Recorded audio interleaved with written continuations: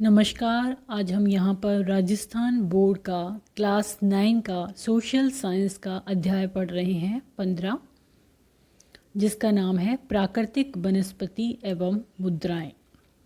प्राकृतिक वनस्पति एवं वन्य जीव किसी भी राष्ट्र की समृद्धि के आधार होते हैं। हमारे भारत के प्राकृतिक पर्यावरण का यह एक महत्वपूर्ण घटक है। भारत में प्राकृतिक वनस्पति एवं वन्य जीव बहुतायत में रहे हैं, लेकिन अब अविवेकपूर्ण दोहन से इनका विनाश बढ़ता जा रहा है। मानव सभ्यता को बनाए रखने के लिए प्राकृतिक वनस्पति एवं वन्य जीवों को बचाए रखना अत्यंत आवश्यक है। भारत की राष्ट्रीय वन नीति के अनुसार भौगोलिक क्षेत्रफल के 33% भाग पर वन होना अनिवार्य है। प्राकृतिक पर्यावरण में भिन्नता के कारण हमारे देश में वनों के प्रकार व वितरण में राज्य व क्षेत्र अनुसार भी भिन्नता पाई जाती है। भारत एक विशाल देश है, जिससे यहाँ तापमान, वर्षा, मिट्टी, धरातल की प्रकृति, पवनों व सूर्य प्रकाश के प्रारूप में भिन्नता पाई जाती है। इसलिए देश में विभिन्न प्रकार की वनस्पतियों का पाया जाना स्वाभाविक है। वनों के प्रकार व वितरण।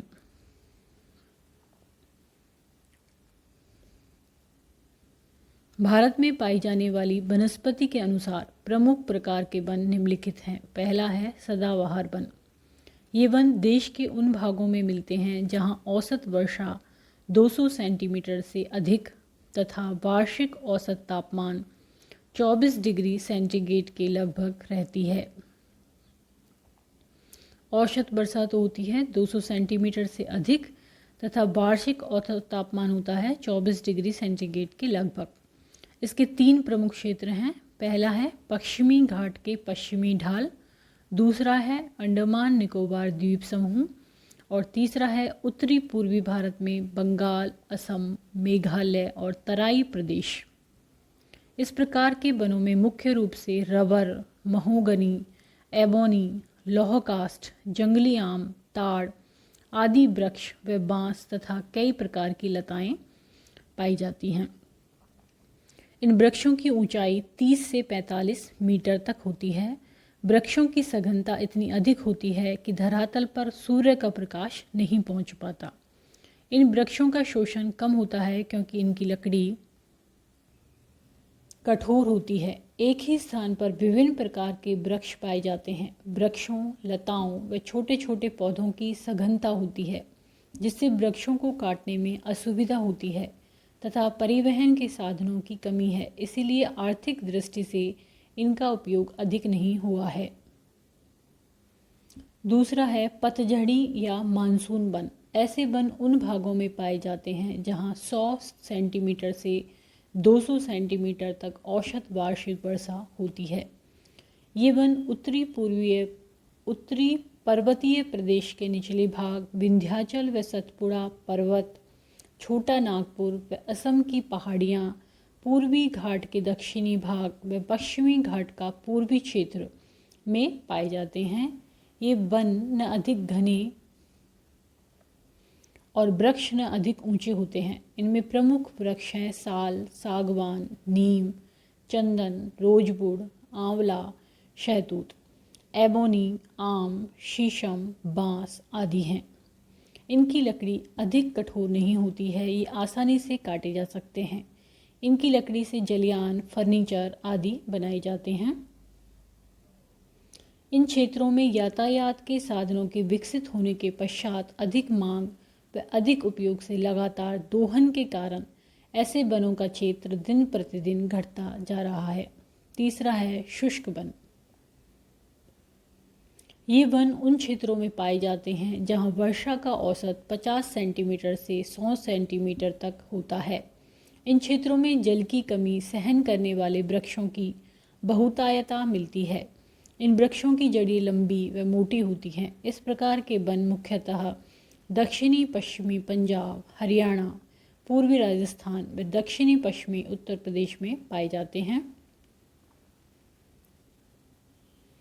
प्रमुख वृक्ष हैं इसमें कीकर, बबूल, नीम, आम, महुआ, करील, खेजड़ी आदि हैं।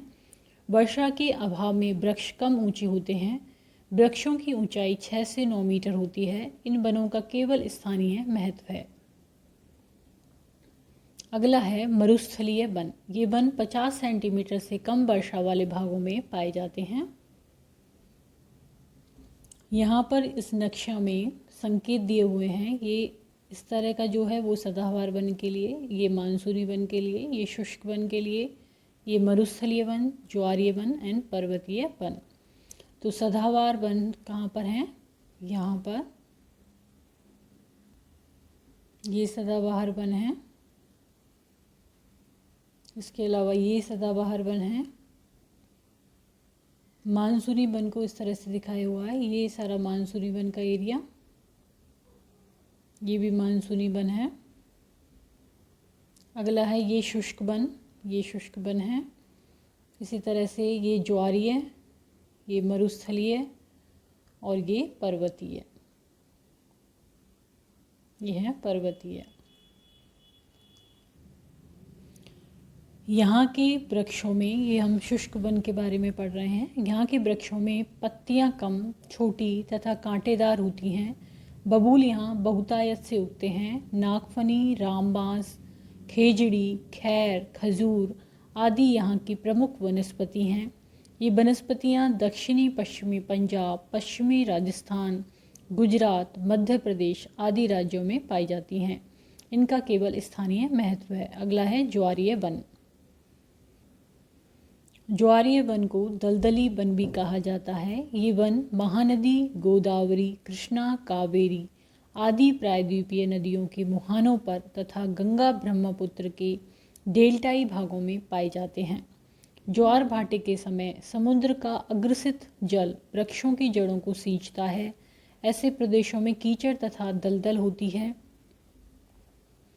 इन वनों की सुंदरी वृक्ष गंगा ब्रह्मपुत्र के डेल्टा में विशेष रूप से पाए जाते हैं।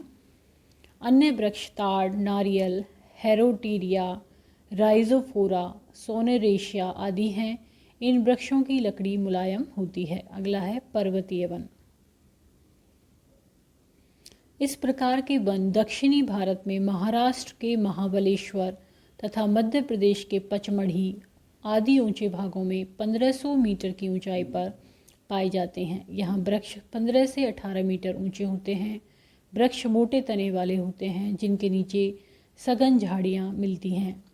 वृक्षों की पत्तियाँ घनी व सदाबहार तथा टहनियों पर लताएं छाई रहती हैं। अधिक ऊंचे भागों में यूजेनिया, मिचेलिया, रोडेनड्रॉस आदि वृक्ष मिलते हैं। उत्तरी भारत में हिमालय पर्वत श्रेणियों पर भिन्न भिन्न ऊंचाइयों पर भिन्न भिन्न प्रकार की वनस्पतियां पाई जाती हैं। 1000 से 2000 मीटर की ऊंचाई पर चौड़े पत्ती वाले ओक तथा चेस्टनट, 1500 से 3000 मीटर की ऊंचाई पर शंकुधारी वृक्ष जैसे देवदार, स्प्रूस, चीर इत्यादि तथा 3500 से अधिक ऊंचाई पर अल्पाइन वनस्पति जैसे silver fir, birch, Juniper. Bharat में वन्यजीव, भारत में विभिन्न प्रकार के प्राणी बड़ी संख्या में पाए जाते हैं। यहाँ प्राणियों की लगभग 75,000 प्रजातियाँ पाई जाती हैं। उनमें 350 स्तनधारी, 1313 पक्षी, 408 सरीसृप, 197 उभयचर, 2546 मछलियाँ, 50,000 कीट, 4000 मोलस्क तथा अन्य बिना रीढ़ वाले प्राणी हैं। यह विश्व का कुल 13% है। स्तनधारी जानवरों में हाथी सबसे अधिक महत्वपूर्ण है। ये असम, कर्नाटक और केरल के उष्ण तथा आर्द्र वनों में पाए जाते हैं। एक सींग वाले गैंडे पश्चिमी बंगाल तथा असम के दलदली क्षेत्रों में रहते हैं। कच्छ के रन तथा थार मरुस्थल में क्रमशः जंगली गधे तथा ऊंट रहते हैं। भारतीय भैंस, गाय, बैल, नील गाय, घोड़ा, चौसिंघा, छोटा मृग, गैजल, कुत्ते तथा विभिन्न प्रजातियों वाले हिरन आदि कुछ अन्य जानवर हैं जो भारत में पाए जाते हैं। यहाँ बंदरों की भी अनेक प्रजातियाँ पाई जाती हैं। भारत विश्व का अकेला देश है जहाँ शेर तथा बाघ दोनों पाए जाते हैं। भारतीय शेरों का प्राकृतिक वास स्थल गुजरात में गिर जंगल है। बाघ मध्य प्रदेश तथा झारखंड के वनों में, पश्चिमी बंगाल के सुंदरबन तथा हिमालय क्षेत्रों में पाए जाते हैं। बिल्ली जाति के सदस्यों में तेंदुआ भी है। यह शिकारी जानवरों में मुख्य है। हिमालय क्षेत्रों में पाए जाने वाले जानवर अपेक्षाकृत कठोर जलवायु को सहन करने वाले होते हैं, जो अत्यधिक ठंड में भी जीवित रहते हैं। लद्दाख की बर्फीली ऊंचाइयों में याक पाए जाते हैं, जो गुच्छेदार सींगों वाला बैल जैसा जीव है, जिसका भार लगभग 1 टन होता है। तिब्बतीय बारहसिंगा, भारल, नीली भेड़, जंगली भेड़ तथा कियांग, तिब्बती जंगली गधे भी यहाँ पाए जाते हैं। कहीं कहीं लाल पांडा भी कुछ भागों में मिलते हैं। नदियों, झीलों तथा समुद्री क्षेत्रों में कछुए, मगरमच्छ और घड़ियाल पाए जाते हैं। घड़ियाल मगरमच्छ की प्रजाति का एक ऐसा प्रतिनिधि भी है जो विश्व में केवल भारत में पाया जाता है। भारत में अनेक रंग बिरंगे पक्षी पाए जाते हैं। मोर, बतख, तोता, मैना, सारस, गिद्ध, उल्लू, कौवा तथा कबूतर आदि कुछ पक्षी प्रजातियां हैं जो देश के वनों तथा आर्द्र क्षेत्रों में रहती हैं। राजस्थान की प्राकृतिक वनस्पति। राजस्थान में लगभग 34,610 वर्ग किलोमीटर क्षेत्र में विभिन्न प्रकार की वनस्पतियां मिलती हैं। यह राज्य के कुल क्षेत्रफल का 10.12% है। राजस्थान में सघन वन आवरण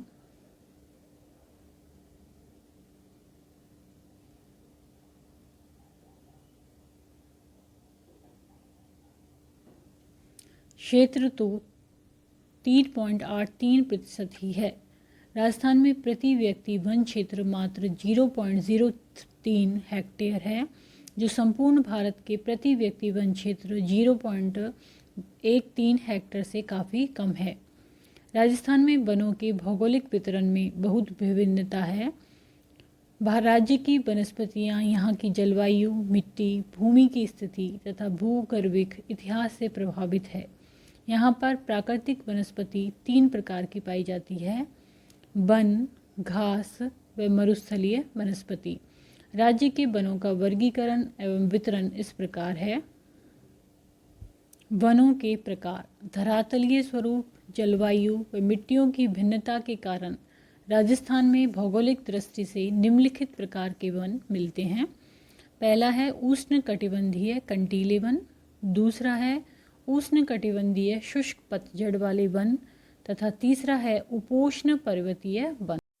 पहला है उष्णकटिबंधीय कंटीले वन। इस प्रकार के वन पश्चिमी मरुस्थलीय शुष्क व अर्धशुष्क प्रदेशों में पाए जाते हैं। जैसलमेर, बाड़मेर, पाली, बीकानेर, चूरू, नागौर, सीकर, झुंझुनू आदि जिलों में इस प्रकार की वनस्पति पाई जाती है। इन वनों में पेड़ बहुत छोटे आकार के होते हैं व छोटी झाड़ियों की अधिकता होती है। इस प्रकार के शुष्क जलवायु वाले वनों में खेजड़ी, रोहिड़ा, बैर, कैर, थोर आदि के वृक्ष व झाड़ियाँ उगते हैं। इन पेड़ों व झाड़ियों की जड़ें लंबी होती हैं तथा पत्तियाँ कंटीली होती हैं। मरुस्थलीय प्रदेश में खेजड़ी की अत्यधिक उपयोगिता के कारण इसे मरुस्थल का कल्प वृक्ष कहा जाता है। इन वनों में कई तरह की झाड़ियाँ भी पाई जाती हैं। फोग, आकड़ा, कैर, लाना, अरना, झड़बेर इस क्षेत्र की प्रमुख झाड़ियाँ हैं। इनके अतिरिक्त इस क्षेत्र में कई तरह की घास भी पाई जाती हैं। इन घासों में सेवण व धामण नामक की घास बहुत प्रसिद्ध हैं। धामण घास दुधारू पशुओं के लिए बहुत उपयोगी होती है, जबकि सेवण घास सभी पशुओं के लिए पौष्टिक होती है। उष्णकटिबंधीय शुष्क पतझड़ वाले वन, यह है दूसरे नंबर पे। इन वनों का विस्तार राजस्थान के बहुत बड़े क्षेत्र में है। यह वन राजस्थान के 50 से 100 सेंटीमीटर वर्षा वाले क्षेत्रों में पाए जाते हैं। ये वन राजस्थान के मध्य, दक्षिणी व दक्षिणी पूर्वी भागों में बहुतायत से पाए जाते हैं। विभिन्न तरह के वृक्षों की विविधता के कारण इन वनों के कई उप प्रकार हैं जो निम्नलिखित हैं। पहला है शुष्क सागवान के वन। ये वन 250 से 450 मीटर की ऊंचाई वाले क्षेत्रों में मिलते हैं। इन वनों में सागवान वृक्ष बहुतायत से पाए जाने पर इन्हें यह नाम दिया गया है। इन वनों का विस्तार उदयपुर, डूंगरपुर, झालावाड़, चित्तौड़गढ़ व 12 जिलों में है। इन वनों में सागवान की मात्रा 50 से 75% के मध्य मिलती है। इनके अतिरिक्त इन वनों में तेंदू, धावड़ा, गुर्जन, गोंदल, सिरिस, हल्दू, खैर, सेमल, रीठा, बहेड़ा व इमली के वृक्ष भी पाए जाते हैं। सागवान अधिक सर्दी व पाला सहन नहीं कर पाता है, अतः इन वृक्षों का विस्तार राजस्थान के दक्षिणी क्षेत्रों में अधिक है। सागवान की लकड़ी कृषि औजारों व इमारती कार्यों के लिए बहुत उपयोगी है। अगला है सालर वन। ये वन 450 मीटर से अधिक ऊंचाई वाले पहाड़ी क्षेत्रों में मिलते हैं। राजस्थान में इन वनों का विस्तार उदयपुर, राजसमंद, चित्तौड़गढ़, सिरोही, पाली, अजमेर, जयपुर, अलवर व सीकर जिलों में मिलता है। इन वनों के प्रमुख वृक्ष सालर, धोक, कठीरा, धावड़ हैं। सालर वृक्ष गोंद का अच्छा स्रोत है। इसकी लकड़ी पैकिंग के डिब्बे बनाने में ली जाती है। सालर वृक्षों की अधिकता के कारण इन वनों को सालर वन नाम दिया गया है। तीसरे नंबर पे है बांस के वन। बांस की अधिकता के कारण इन्हें बांस वन नाम दिया गया है। राजस्थान के प्रचुर वर्षा वाले क्षेत्रों में इन वनों का विस्तार है। राजस्थान में बांसवाड़ा, चित्तौड़गढ़, उदयपुर, बारां, कोटा व सिरोही जिलों में इन वनों का विस्तार है। बांसवाड़ा का नाम बांसवाड़ा बांस के वृक्षों की अधिकता के कारण ही पड़ा है। बांस के वृक्षों के साथ इन वनों में धाकड़ा, सागवान, धोकड़ा आदि वृक्ष भी पाए जाते हैं। चौथा है धोकड़ा के वन। धोकड़ा के वन राजस्थान के बहुत बड़े क्षेत्र में पाए जाते हैं। रेगिस्तानी क्षेत्रों को छोड़कर राजस्थान के सभी क्षेत्रों का भौगोलिक पर्यावरण इसके अनुकूल है, अतः राजस्थान में इन वनों का विस्तार सबसे अधिक है। राजस्थान में ये वन 240 से 760 मीटर की ऊंचाई के मध्य अधिक मिलते हैं। इनका विस्तार कोटा, बूंदी, सवाई माधोपुर, जयपुर, अलवर, अजमेर, उदयपुर, राजसमंद व चित्तौड़गढ़ जिलों में है। राजस्थान में धोकड़ा के धोक के नाम से भी जाना जाता है। धोकड़ा को धोक के नाम से भी जाना जाता है। ये वन राज्य की प्रमुख वन संपदा में शामिल किए जाते हैं। इन वनों के धोक के साथ साथ अरुंज, खैर, खिरनी, सालर, गोंदल के वृक्ष भी पाए जाते हैं। पहाड़ी तलहटी क्षेत्रों में धोक के साथ पलाश बहुतायत से मिलता है। कहीं कहीं झड़बेर, अडूसा भी मिलता है। धोक की लकड़ी बहुत मजबूत होती है। इसे जलाकर इसका कोयला बनाया जाता है। 5वें नंबर पे है पलाश के वन। ये वन उन क्षेत्रों में फैले हैं जहाँ धरातल कठोर व पथरीला है। पहाड़ियों के मध्य जल पठारी धरातल है, वहाँ यह बहुतायत में पाए जाते हैं। ऐसे मैदानी क्षेत्र जो कंकरीले हैं व जहाँ मिट्टी अपेक्षाकृत कम है, वहाँ भी ये वन मिलते हैं। इनका फैलाव अलवर, अजमेर, सिरोही, उदयपुर, पाली, राजसमंद व चित्तौड़गढ़ में है। अगला है खैर के वन। इन वनों का फैलाव राजस्थान के दक्षिणी पठारी भाग में है। इसके अंतर्गत झालावाड़, कोटा, बारां, चित्तौड़गढ़ व सवाई माधोपुर जिलों के क्षेत्र शामिल हैं।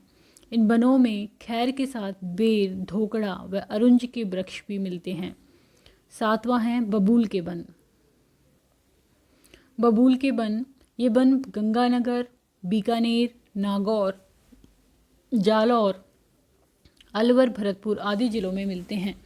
जिन क्षेत्रों में धरातल में नमी कम है, वहाँ इनके वृक्षों की मात्रा कम है। अधिक नमी वाले क्षेत्रों में इनकी सघनता बढ़ जाती है। इन वनों में बबूल के साथ साथ नीम, हिंगोटा, अरुंज, कैर व झड़बेर के वृक्ष भी मिलते हैं। अगला है मिश्रित पर्णपाती। ये वन राजस्थान के दक्षिणी पहाड़ी क्षेत्र में पाए जाते हैं। सिरोही, उदयपुर, राजसमंद, चित्तौड़गढ़, कोटा व 12 जिलों में इनका विस्तार अधिक है। इन वनों में किसी एक वृक्ष की प्रधानता नहीं है, इनमें सभी तरह के वृक्ष पाए जाते हैं। इन वनों में पाए जाने वाले प्रमुख वृक्ष आंवला, शीशम, सालर, तेंदू, अमलताश, रोहन, करंज, गूलर, जामुन, अर्जुन आदि हैं। उपोष्ण पर्वतीय वन। इस प्रकार के वन केवल आबू पर्वतीय क्षेत्र में पाए जाते हैं। इन वनों में सदाबहार एवं अर्ध सदाबहार वनस्पति होती है। यहाँ वृक्षों की सघनता अधिक है, अतः साल भर हरियाली बनी रहती है। इन वनों में आम, बांस, नीम, सागवान आदि के वृक्ष पाए जाते हैं। राजस्थान के कुल वन क्षेत्र के आधे प्रतिशत से भी कम भाग पर इस प्रकार के वन पाए जाते हैं। वन नीति एवं संरक्षण। वन जीवन का आधार है। वनों की अनियंत्रित कटाई से हमारे देश की जलवायु व स्थलाकृति पर अनेक प्रतिकूल प्रभाव पड़े हैं, जैसे मिट्टी अपरदन, मरुस्थल का प्रसार, बाढ़ों का आना, बंजर भूमि का बढ़ना, जलवायु की विषमता, सूखा, भूमिगत जलस्तर में गिरावट, वन्य जीवों की कमी तथा पर्यावरण प्रदूषण आदि। तीव्र गति से बढ़ती जनसंख्या के बसाव, बढ़ते औद्योगिकरण व कृषि हेतु भूमि प्राप्त करने के लिए विकास के नाम पर वनों को काटा जा रहा है। इन बढ़ती आवश्यकताओं की पूर्ति एवं पर्यावरण आपदाओं से बचने के लिए वनों का संरक्षण अत्यंत आवश्यक है। भारत में सबसे पहली वन नीति 1894 में अपनाई गई थी। स्वतंत्रता के बाद 31 मई 1954 को घोषित नई वन नीति के अनुसार भूमि के 33% भाग पर वन होने चाहिए। हमारे देश में 1988 में नवीन वन नीति घोषित की गई। उसके 3 लक्ष्य बताए गए: पर्यावरण स्थिरता, वनस्पति व जीव जंतुओं जैसे प्राकृतिक धरोहरों को सुरक्षित रखना तथा जन सामान्यता की बुनियादी आवश्यकताओं की पूर्ति। सरकार द्वारा वन संरक्षण की दिशा में अनेक कार्यक्रम व योजनाएं चलाई जा रही हैं। सामाजिक वानिकी योजना, राष्ट्रीय पार्कों व अभयारण्यों की स्थापना आदि इस दिशा में महत्वपूर्ण प्रयास हैं। वन क्षेत्रों के विस्तार व मरुस्थल के प्रसार को नियंत्रित करने के लिए वन अनुसंधान केंद्र देहरादून तथा केंद्रीय मरु वन क्षेत्र अनुसंधान जोधपुर द्वारा प्रयास जारी है। वन संरक्षण केवल सरकारी प्रयासों के सहारे नहीं हो सकता। इसके लिए जनमानस की जागरूकता व सक्रिय सहभागिता आवश्यक है। वनों के महत्व को देखते हुए हमारे राजस्थान में सरकार द्वारा वन विकास के लिए सामाजिक वानिकी, अरावली वृक्षारोपण व वन संरक्षण कार्यक्रम पर विभिन्न प्रकार के वानिकी पुरस्कार दिए जाते हैं। ये हैं वानिकी पंडित पुरस्कार, वृक्ष मित्र पुरस्कार आदि। वन्य जीव संरक्षण। वनों की बड़े पैमाने पर कटाई से वन्य जीव कम होते जा रहे हैं। जो बचे हुए हैं उनके लिए प्राकृतिक आवास व भोजन की समस्या बनी हुई है। इनका संरक्षण आवश्यक है। वन्य जीवों के प्रति प्रेम भारतीय संस्कृति का अंग रहा है। भारत के सम्राट अशोक महान के शिलालेखों में वन्य जीवों के शिकार पर अंकुश व संरक्षण के बारे में विवरण मिलता है। वन्य जीवों को बचाए रखने हेतु निम्न उपाय किए जाने चाहिए: शिकार पर पूर्णतः प्रतिबंध, प्राकृतिक आवास की उपलब्धता, वन्य जीव संरक्षण कानून बनाना एवं उनका कठोरतापूर्वक क्रियान्वयन, राष्ट्रीय उद्यानों व वन्य जीव अभयारण्यों की स्थापना एवं सुदृढ़ प्रबंधन, जन चेतना का प्रसार एवं जन भागीदारी सुनिश्चित करना, जैव मंडलीय सुरक्षित क्षेत्र। हमारे देश में वन्य जीवों के संरक्षण हेतु 15 जीव मंडल निकाय आरक्षित क्षेत्र स्थापित किए हैं। ये हैं नंदा देवी, सुंदरबन, मानस, नोकरेक, मन्नार खाड़ी, नीलगिरी, सिमलीपाल, नामदफा, थार का रेगिस्तान, उत्तराखंड, कच्छ का छोटा रण, कान्हा, उत्तरी अंडमान, बृहद निकोबार व काजीरंगा। राष्ट्रीय उद्यान व अभयारण्य। भारत में वन्य जीवों को संरक्षण प्रदान करने हेतु अब तक 565 वन्य जीव अभयारण्यों तथा 89 राष्ट्रीय उद्यानों की स्थापना की गई है। देश के 2 राष्ट्रीय उद्यानों काजीरंगा असम तथा केवलादेव राजस्थान को प्रथम बार विश्व विरासत स्थल बनाया गया है। देश के प्रमुख महत्वपूर्ण राष्ट्रीय उद्यान हैं जिम कॉर्बेट उत्तराखंड में, कान्हा मध्य प्रदेश में, काजीरंगा असम में, बांदीपुर कर्नाटक में, पलामू बिहार में, दाचीगाम जम्मू कश्मीर में, सुंदरवन पश्चिमी बंगाल में, शांत घाटी केरल, नंदनकानन उड़ीसा, केवलादेव राजस्थान में, काइबुल लमजाओ मणिपुर में, अन्नामलाई तमिलनाडु आदि।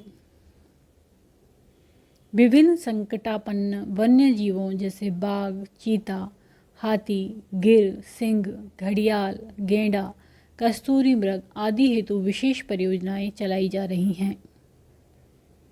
राजस्थान के वन्य जीव एवं अभयारण्य प्राकृतिक आवास में रहने वाले जीव जंतुओं को वन्य जीव कहते हैं। हमारे राज्य में मुख्यतः बाघ, बघेरे, चीतल, सांभर, चिंकारा, काला हिरन, भेड़िया, रीछ, लोमड़ी आदि वन्यजीव मिलते हैं। यहाँ का राज्य पशु चिंकारा है। राज्य में 22 वन्यजीव अभयारण्य हैं। रणथंभौर राष्ट्रीय उद्यान सवाई माधोपुर तथा केवलादेव राष्ट्रीय उद्यान भरतपुर राजस्थान में स्थित राष्ट्रीय उद्यान हैं। राष्ट्रीय मरु उद्यान जैसलमेर, सरिस्का अभयारण्य अलवर, मुकुंदरा हिल्स अभयारण्य कोटा को राष्ट्रीय उद्यान प्रस्तावित किया गया है। रणथंभौर राष्ट्रीय उद्यान व सरिस्का अभयारण्य बाघ संरक्षण के लिए है।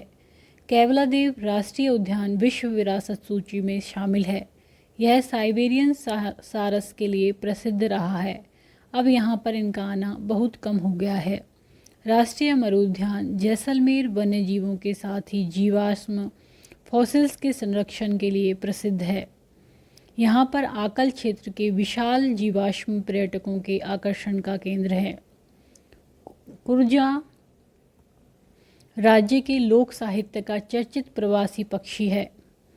इनका महत्वपूर्ण केंद्र खींचन जोधपुर है। राज्य में 33 आखेट निषिद्ध क्षेत्र हैं। राज्य का जैविक उद्यान नाहरगढ़ जयपुर में है। राजस्थान का राज्य पक्षी गौड़ावन है, जो कि इसके मूल प्राकृतिक वास स्थान पश्चिमी राजस्थान में भी दुर्लभ है। घड़ियालों के संरक्षण हेतु राष्ट्रीय चंबल घड़ियाल अभयारण्य है। राज्य के प्रमुख अभयारण्य ताल छापर चूरू, रामगढ़ विषधारी बूंदी, कुंभलगढ़ व सज्जनगढ़ उदयपुर, माउंट आबू सिरोही, कैला देवी करौली, सीता माता व भैंसौड़गढ़ चित्तौड़, बंदवारेठा भरतपुर, टाड़गढ़ रावली अजमेर, जंबा रामगढ़ जयपुर, रामसागर धौलपुर आदि हैं। अगला है खेजड़ली बलिदान।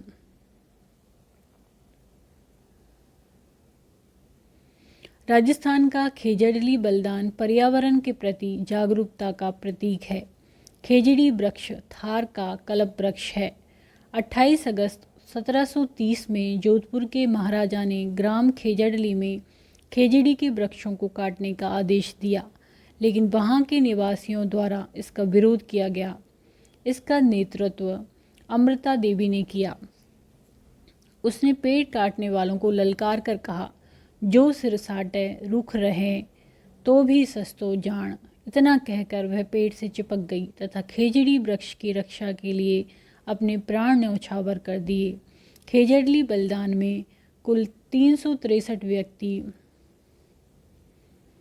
294 पुरुष तथा 69 स्त्री बलिदान हुए। इसलिए 21 सितंबर को भारत में पर्यावरण दिवस के रूप में मनाया जाता है। खेजड़ली गांव में उन अमर बलिदानियों का स्मारक बना हुआ है, जहां प्रतिवर्ष वृक्ष शहीद मेला लगता है। उनकी स्मृति बनाए रखने के लिए जोधपुर में अमृता देवी कृष्ण मृग अभयारण्य विकसित किया गया है। पर्यावरण संरक्षण व चेतना के क्षेत्र में राज्य सरकार द्वारा अमृता देवी जैव विविधता का संरक्षण। किसी प्राकृतिक प्रदेश में मिलने वाले पालतू व जंगली जीव जंतुओं तथा वनस्पति की विभिन्नता की बहुलता को जैव विविधता कहा जाता है। हमारा देश जैव विविधता की दृष्टि से एक समृद्ध देश है। विश्व में मिलने वाले कुल 15 लाख जैव विविधताओं में से 40% भारत में पाई जाती है। भारत में अभी तक लगभग 81,000 जीव जंतु तथा 45,000 वनस्पति की प्रजातियों को पहचाना जा चुका है। आर्थिक दृष्टि से जीव जंतु व वनस्पतियां बहुत उपयोगी हैं। प्रकृति के निर्माण व उसको बनाए रखने में जैव विविधता की अहम भूमिका रहती है। प्रकृति में किसी भी प्रकार के जीव अथवा वनस्पति का विनाश प्रकृति एवं पर्यावरण के लिए खतरनाक हो सकता है। स्वतंत्रता प्राप्ति के बाद से अब तक प्रमुखतः बड़े बांधों के निर्माण, औद्योगिकरण, सघन खेती, बढ़ती आबादी हेतु आवास व भोजन आदि की आवश्यकता से जैव विविधता का खूब विनाश हुआ है। जीव जंतु व वनस्पतियां पर्यावरण संतुलन बनाए रखते हैं। जैव विविधता का विनाश ओजोन परत में छिद्र, हरित गृह प्रभाव के कारण वातावरण में गर्मी बढ़ना इत्यादि पर्यावरणीय समस्याएं बढ़ती जा रही हैं।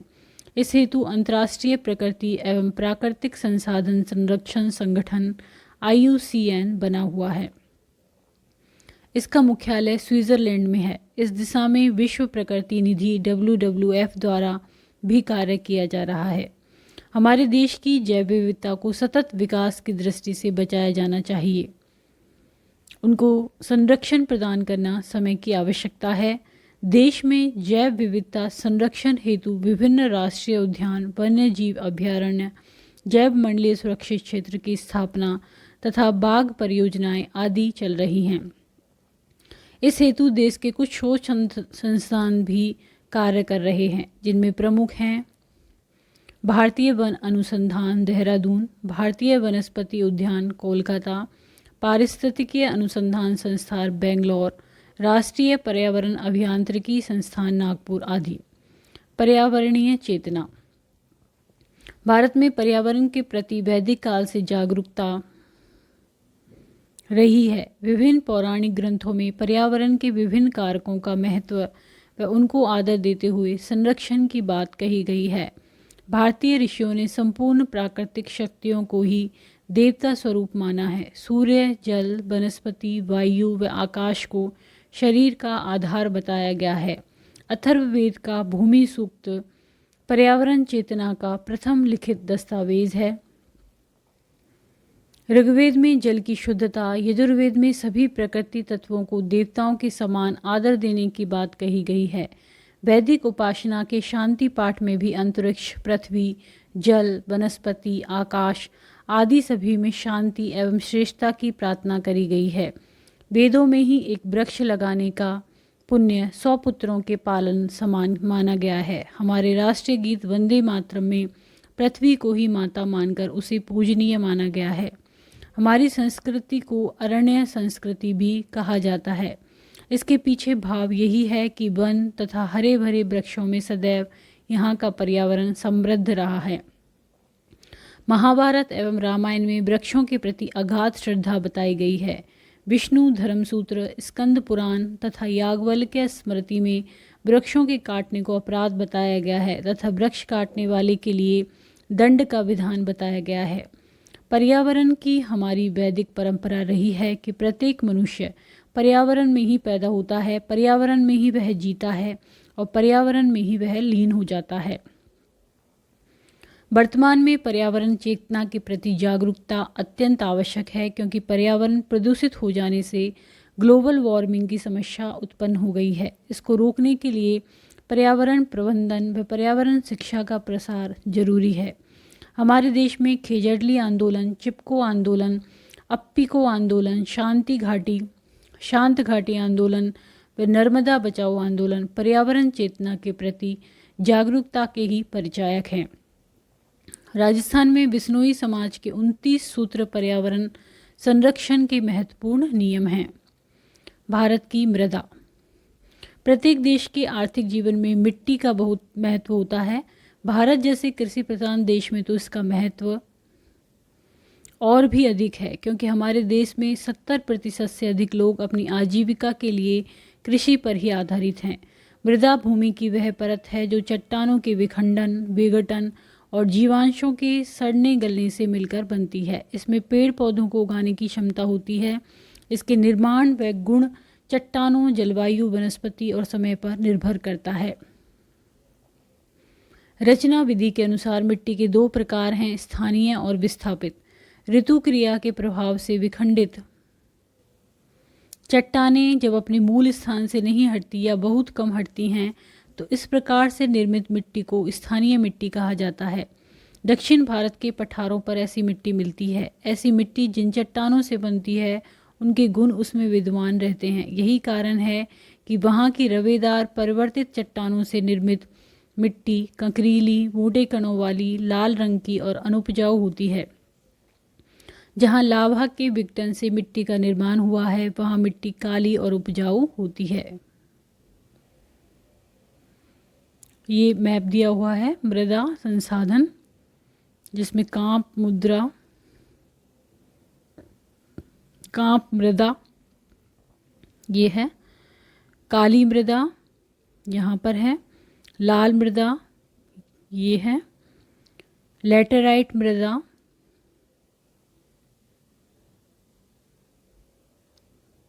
बलुई मृदा और पर्वतीय मृदा। नदी, हिमनद, पवन आदि के प्रभाव से विखंडित चट्टानों से बनी मिट्टी जब अपने मूल स्थान से हटकर दूर चली जाती है तो इस तरह से निर्मित मिट्टी को विस्थापित मिट्टी कहा जाता है। भारत में मध्यवर्ती मैदानों और तटीय मैदानों की मिट्टियाँ इसी प्रकार की हैं।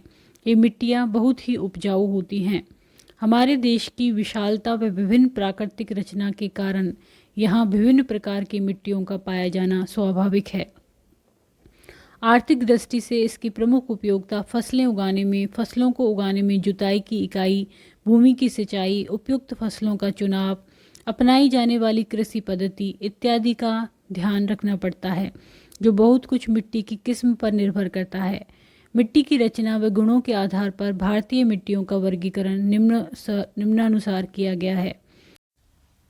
कांप मृदा। पहला है कांप मृदा। भारत के विशाल मैदान व तटीय मैदान कांप मिट्टी से बने हैं। यह कांप मिट्टी नदियों द्वारा लाकर जमा की गई है।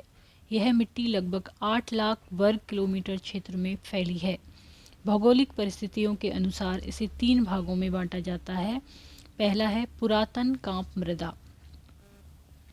नदियों के बाढ़ क्षेत्रों से ऊंचे भागों में जहां बाढ़ का पानी नहीं पहुंच पाता है, पुरातन कांप मिट्टी पाई जाती है। ऐसे क्षेत्रों को बांगर के नाम से भी पुकारा जाता है। इनमें गहन खेती करके वर्ष में 2 फसलें उत्पन्न की जाती हैं। इनमें सिंचाई की आवश्यकता अधिक होती है। ब है नूतन कांप मृदा। जहाँ तक नदियों के बाढ़ का पानी पहुँच पाता है वहाँ तक नूतन कांप मिट्टी पाई जाती है। इसे नूतन कांप इसलिए कहते हैं क्योंकि प्रतिवर्ष नदियों द्वारा लाई हुई मिट्टी की नई परत जमा होती रहती है। नूतन जलोढ़ वाले क्षेत्र को खादर कहते हैं। खादर क्षेत्र की मिट्टी अधिक उपजाऊ होती है। इसमें सिंचाई की आवश्यकता नहीं पड़ती है। नूतनतम कांप मृदा।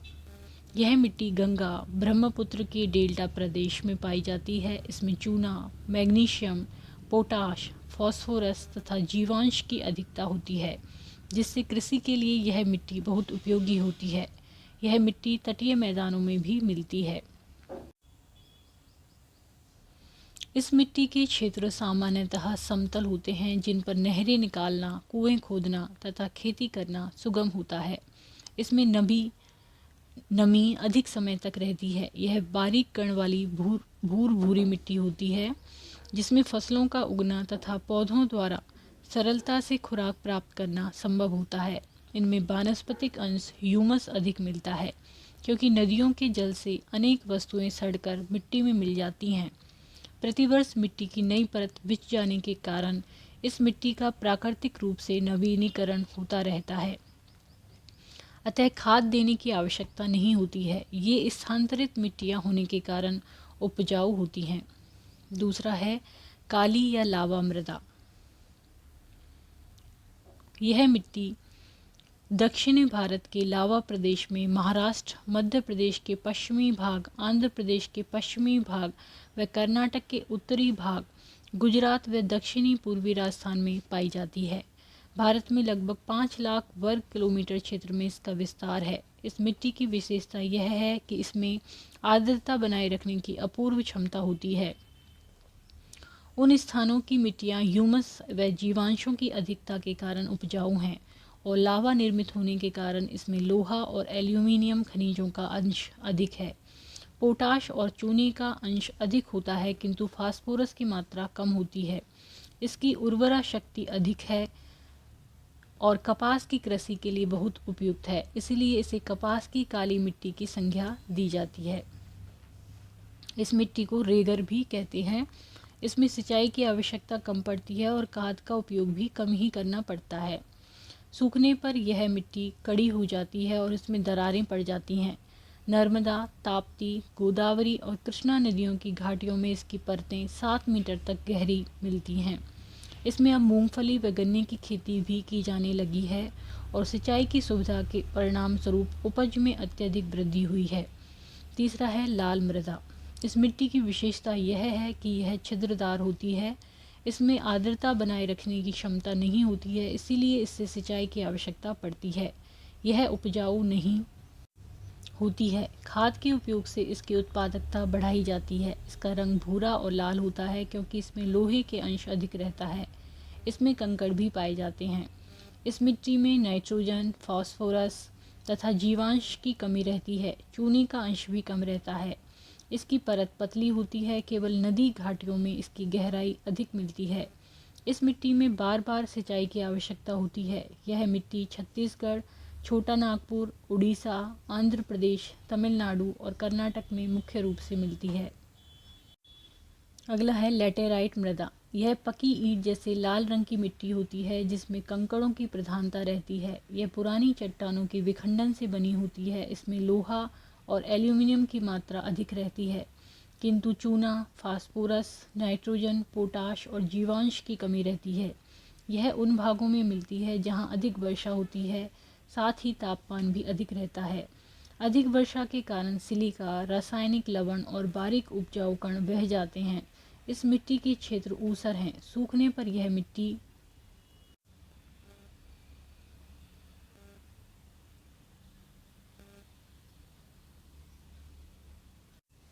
पत्थर की तरह कड़ी हो जाती है। यह मिट्टी मुख्य रूप से पश्चिमी घाट क्षेत्र में मिलती है। पूर्वी घाट के किनारे से राजमहल पहाड़ी और पश्चिमी बंगाल होते हुए असम तक इसकी सकड़ी पट्टी पाई जाती है। इस पर चाय की खेती खूब होती है। इस मिट्टी में कहीं कहीं वृक्ष भी उगते हैं जिनसे इमारती लकड़ी प्राप्त की जाती है। अगला है बलुई मृदा। यह मिट्टी पश्चिमी राजस्थान, सौराष्ट्र व कच्छ की मरुभूमि में मिलती है। इसमें क्षारीय तत्वों की अधिकता होती है, किंतु नाइट्रोजन, ह्यूमस आदि तत्वों की कमी रहती है। शुष्क व रंध्रमय होने के कारण पवनों के द्वारा स्थानांतरित होती रहती है। सिंचाई की सुविधा उपलब्ध हो जाने पर यह मिट्टी काफ़ी उत्पादक सिद्ध होती है। हनुमानगढ़, गंगानगर व बीकानेर में कृषि की समृद्धि इसकी पुष्टि करती है। इसी से प्रेरणा लेकर इंदिरा गांधी नहर योजना पर तेजी से कार्य चल रहा है। यह नहर जैसलमेर के निकट मोहनगढ़ से आगे तक पहुंच गई है। इसके पूर्ण हो जाने पर थार का मरुस्थल लहलहाने लगेगा। पर्वतीय मृदा। यह मिट्टी हिमालय पर्वतीय क्षेत्र में मिलती है। अपरिपक्व होने के कारण यह मिट्टी मोटे कणों वाली व कंकड़ पत्थर युक्त होती है, अतः इसे अपरिपक्व मिट्टी कहा जाता है। इसकी ह्यूमस व चूने के तत्व कम होते हैं। यह मिट्टी अम्लीय होती है। कुछ स्थानों पर इसकी परत मोटी होती है। उन स्थानों पर चाय व आलू की कृषि की जाती है। बारीक कणों वाली मिट्टी में सीढ़ी नुमा खेत बनाकर चावल की कृषि की जाती है। कहीं कहीं उपजाऊ मिट्टी वाले ढालों पर चारागाह पाए जाते हैं। राजस्थान की मृदा प्रकृति प्रदत्त उपहारों से में मिट्टी का स्थान सर्वोपरि है। यह कृषक की अमूल्य संपदा है। इस पर संपूर्ण कृषि उत्पादन निर्भर करता है। राजस्थान एक कृषि प्रधान राज्य है तथा यहाँ के लोगों का कृषि के साथ साथ पूरक व्यवसाय पशुपालन है। अतः मिट्टियों का महत्व और भी बढ़ जाता है। प्राकृतिक पर्यावरण में विद्यमान विविधता मिट्टी के विविध प्रकारों को जन्म देती है। मिट्टी के निर्माण पर उच्चावच जलवायु, प्राकृतिक वनस्पति, समय आदि कारकों का प्रभाव पड़ता है। पैतृक पदार्थ, जल, वायु व ह्यूमस मिट्टी के 4 मुख्य घटक हैं जो इसमें पाए जाते हैं। मिट्टी ठोस, द्रव व गैसीय पदार्थों का मिश्रण है जो चट्टानों के अपक्षय, जलवायु, पौधों व अनंत जीवाणुओं के बीच होने वाली अंतःक्रिया का परिणाम है। मृदा के प्रकार। राजस्थान की मिट्टियों को रंग, गठन और उपजाऊपन के आधार पर 6 भागों में बांटा गया है। पहला है मरुस्थलीय मिट्टी। यह मिट्टी पश्चिमी राजस्थान में पाई जाती है। जालौर, बाड़मेर, जैसलमेर, जोधपुर, बीकानेर, चूरू, झुंझुनू, नागौर आदि जिलों के अधिकांश क्षेत्रों में यह मिट्टी पाई जाती है। यह मिट्टी कम उपजाऊ होती है। अधिक तापांतर व भौतिक अपक्षय इस मिट्टी के प्रमुख निर्माणक तत्व हैं। इसका निर्माण प्रधानतः भौतिक अपक्षय द्वारा होता है। यह मृदा पवनों के द्वारा स्थानांतरित होती रहती है। इसमें उपजाऊ तत्वों की मात्रा कम व लवणता अधिक पाई जाती है। इसमें जल धारण क्षमता कम पाई जाती है। लाल पीली मिट्टी। इस प्रकार की मृदा सवाई माधोपुर, सिरोही, राजसमंद, उदयपुर व भीलवाड़ा जिलों के पश्चिमी भागों में पाई जाती है। इस मिट्टी में उपजाऊ तत्वों की कमी होती है। यह मिट्टी ग्रेनाइट, शिस्ट व नीस चट्टानों के विखंडन से निर्मित है। इसमें चूना व नाइट्रोजन की कमी पाई जाती है। लौह अंश के कारण इस मिट्टी का रंग लाल व पीला होता है। यह मिट्टी मूंगफली व कपास की कृषि के लिए उपयुक्त है। अगला है लैटेराइट मिट्टी। यह डूंगरपुर, उदयपुर के मध्य व दक्षिणी भागों एवं दक्षिणी राजसमंद जिले में मिलती है। यह प्राचीन स्फटिकीय व कायांतरित चट्टानों से निर्मित है। इसमें नाइट्रोजन, फास्फोरस, ह्यूमस आदि की कमी पाई जाती है। लौह तत्व की उपस्थिति के कारण इस मिट्टी का रंग लाल दिखाई देता है। इस मिट्टी में मक्का, चावल व गन्ने की खेती की जाती है। अगला है मिश्रित लाल व काली मिट्टी। यह मिट्टी बांसवाड़ा, पूर्वी उदयपुर, डूंगरपुर, चित्तौड़गढ़ व भीलवाड़ा जिलों में मिलती है। इसमें चूना, नाइट्रोजन व फास्फोरस की कमी पाई जाती है पर पोटाश पर्याप्त मात्रा में पाया जाता है। इस मिट्टी में चीका की अधिकता पाई जाती है। यह उपजाऊ मिट्टी है। इसमें कपास, गन्ना, मक्का आदि की खेती की जाती है। अगला है काली मिट्टी। यह मिट्टी राज्य के दक्षिणी पूर्वी जिलों कोटा, बूंदी, बारां व झालावाड़ में मिलती है। यह चीका प्रधान दोमट मिट्टी है। इस मिट्टी में कैल्शियम व पोटाश पर्याप्त मात्रा में पाया जाता है पर नाइट्रोजन की कमी मिलती है। यह उपजाऊ मिट्टी है जिसमें व्यापारिक फसलों, गन्ना, धनिया, चावल व सोयाबीन की अच्छी पैदावार होती है। अगला है कछारी मिट्टी। यह राज्य के उत्तरी व पूर्वी जिलों गंगानगर, हनुमानगढ़, अलवर, भरतपुर, धौलपुर, करौली, सवाई माधोपुर, दौसा, जयपुर व टोंक में मिलती है। यह हल्के भूरे लाल रंग की होती है। यह गठन में रेतीली दोमट प्रकार की होती है। यह मिट्टी उपजाऊ होती है। इसमें चूना, फास्फोरस, पोटाश व लौह अंश पर्याप्त मात्रा में पाए जाते हैं पर नाइट्रोजन की कमी पाई जाती है। यह मिट्टी गेहूं, सरसों, कपास व तंबाकू के लिए बहुत उपयोगी है। अगला है महत्वपूर्ण बिंदु। भारत में प्राकृतिक वनस्पति के 3 मुख्य भाग हैं, वन, घास, झाड़ियाँ। दूसरा, भारत के वनों को सदाबहार वन, मानसून वन, शुष्क कंटीले वन, मरुस्थलीय वन, ज्वारीय व पर्वतीय वनों में बांटा जाता है। किसी प्रदेश में पाई जाने वाली जंगली जीव जंतुओं व वनस्पतियों की विभिन्नता की बहुलता को जैव विविधता कहते हैं। चट्टानों के विखंडन व विघटन तथा जीवावशेषों के सड़े गले अंश से मृदा का निर्माण होता है। काली मृदा, रेगर मृदा, कपास, मूंगफली, गन्ने आदि की कृषि के लिए उपयोगी है। केवलादेव राष्ट्रीय उद्यान विश्व विरासत सूची में शामिल है। राजस्थान का राज्य पशु चिंकारा व राज्य पक्षी गोडावन है। खेजड़ी को राजस्थान का कल्प वृक्ष कहा जाता है।